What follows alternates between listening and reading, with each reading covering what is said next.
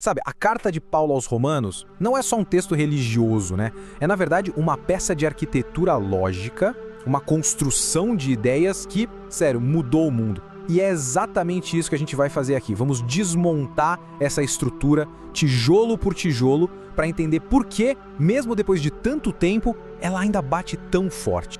Então, para a gente não se perder, este aqui é o nosso roteiro.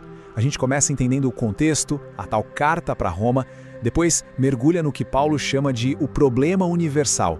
Aí vem a virada, a solução radical que ele propõe e, claro, o que acontece depois, a vida nova que surge disso. E, por fim, como tudo isso cria uma comunidade unificada.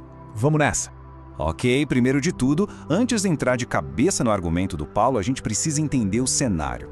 Imagina só, estamos bem no centro do poder, no coração do Império Romano. E está para chegar uma mensagem. Uma mensagem que, olha, vai balançar as estruturas. É interessante como Paulo se apresenta, né? Ele não chega falando, sou um grande filósofo. Não, ele se vê como um mensageiro que tem uma dívida, uma missão, e ele deixa claro que a mensagem dele não é para um grupinho seleto, é para todo mundo. Gregos e bárbaros, como ele diz. Pensa bem, lá em Roma, no centro de tudo, essa ideia de que algo era para todos, sem distinção, isso já era por si só uma bomba. E aí, logo de cara, ele solta a tese central de toda a carta. É uma frase que define tudo. Ele diz, não me envergonho. Por que não? Porque para ele não se trata de uma filosofia qualquer, uma ideia frágil. É poder, o poder de Deus em ação para salvar. E a chave para acessar esse poder? Não são rituais complicados, não é seguir uma lista de regras. É uma coisa incrivelmente simples. A fé. Certo. Depois de apresentar essa mensagem poderosa, seria de esperar que ele já começasse com as boas notícias, né? Mas Paulo é estratégico. Ele faz algo genial. Antes de apresentar a cura, ele faz questão de mostrar o tamanho da ferida.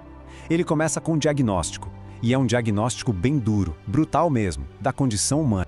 E a argumentação dele aqui é quase como a de um promotor num tribunal. É implacável. Ele coloca a humanidade inteira no banco dos réus. E para isso, ele divide o mundo em dois grandes grupos. De um lado, os gentios, os não-judeus. Eles tinham a própria criação, a natureza, mostrando a existência de Deus, mas escolheram ignorar. Do outro lado, o povo judeu. Eles não tinham só a natureza, eles tinham a lei, a revelação escrita de Deus, mas não conseguiram obedecer. E o veredito final? Culpados. Todo mundo, sem exceção, ninguém escapa. E ele não se contenta só em dar o veredito, não. Ele vai além e detalha as consequências. É como se ele estivesse descrevendo a cena do crime. Porque, na visão do Paulo, o pecado não é só quebrar uma regrinha aqui e ali. É muito mais profundo. É uma força que corrói tudo por dentro, que desintegra relacionamentos, distorce o que a gente deseja e, no fim das contas, joga a sociedade no caos.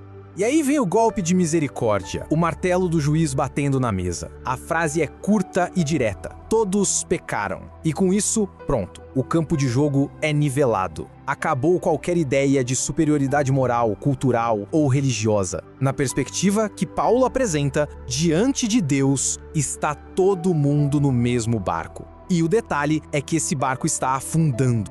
O cenário que ele pintou é, vamos combinar, bem desolador. A ideia de que alguém pode se salvar por esforço próprio, esquece. Essa porta tá fechada, trancada e a chave foi jogada fora. E é justamente nesse ponto, nesse beco sem saída, que o Paulo vira o jogo completamente. Ele vai apresentar uma solução, uma saída que ninguém, absolutamente ninguém, estava esperando. Isso levanta a pergunta óbvia, né? A pergunta que fica ecoando depois de todo esse diagnóstico. Se ninguém é justo, se tá todo mundo condenado, então, acabou? É o fim da linha? Como é que se escapa de uma condenação que, segundo o argumento, todo mundo merece? E a resposta do Paulo está toda contida numa única palavra: justificação. E olha, é fundamental a gente pegar o que isso significa. Não é sobre se tornar uma pessoa boa o suficiente. Não é isso. É sobre ser declarado justo. A imagem é totalmente legal, de um tribunal. Imagina um réu que é de fato culpado. Mas aí outra pessoa aparece, paga a dívida dele inteira e o juiz bate o martelo e declara inocente. É um status legal que é dado, um presente, não é algo que se conquista. E para provar que essa ideia não é uma invenção dele, Paulo tira um verdadeiro as da manga: Abraão, o pai da nação de Israel. E o que ele faz com a história de Abraão é uma jogada de mestre, puramente na cronologia. Ele mostra o seguinte: primeiro, Abraão acreditou na promessa de Deus. E por causa dessa fé, ele foi considerado justo. Só bem depois disso é que veio a circuncisão, que seria a obra. Ou seja, a fé veio antes, a obra veio depois. É um argumento simples e poderoso. A causa não pode vir depois do efeito. E agora o argumento dá um salto, vai para uma escala cósmica. Paulo coloca lado a lado dois grandes cabeças da humanidade. De um lado, Adão. A desobediência dele, segundo Paulo, foi o que deu início a uma espécie de pandemia de pecado e morte que afetou todo mundo. Do outro lado, Cristo. O ato de obediência dele oferece uma cura, um antídoto, com o mesmo alcance gigantesco. É uma simetria impressionante. Uma ação de um homem condena a todos. A ação de outro homem tem o poder de salvar a todos. Beleza. Então a pessoa foi declarada inocente por meio da fé.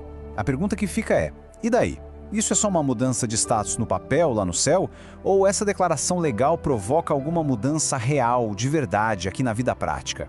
Para Paulo, a resposta é clara. A mudança não é só real, é total.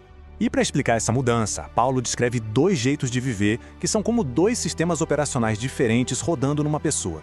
Tem a vida na carne, que é tipo um software antigo, sabe? Cheio de bug, que vive travando, sempre cometendo os mesmos erros. E tem a vida no espírito, que é o upgrade completo.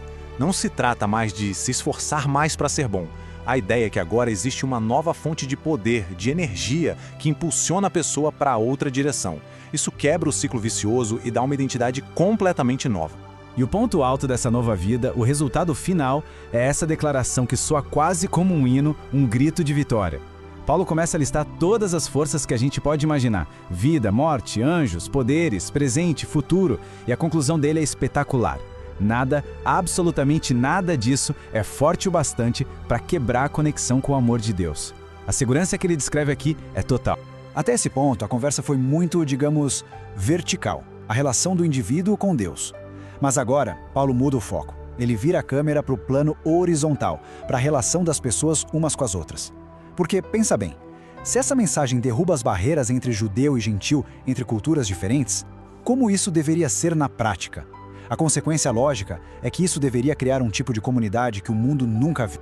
E a metáfora que ele usa para explicar isso é simplesmente genial. Ele não fala de construir um prédio novo do zero.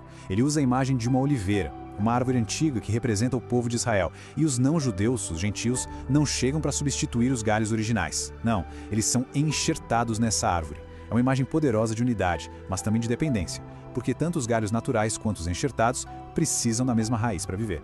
O recado é claro, não tem espaço para arrogância, só para gratidão.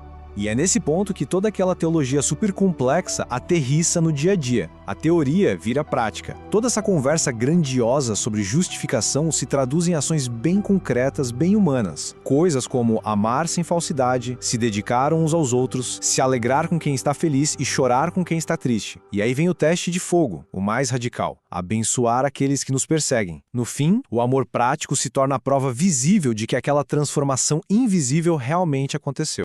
E é assim que essa jornada pela lógica de Romanos nos leva a uma pergunta final. Uma pergunta que atravessa 2000 anos de história e parece que foi escrita ontem para o nosso mundo tão dividido. A questão que Paulo deixa no ar é essa: o que significa, de verdade, construir uma comunidade que não é baseada em origem comum, mas sim numa crença compartilhada que tem o poder de transformar tudo? Fica aí a provocação.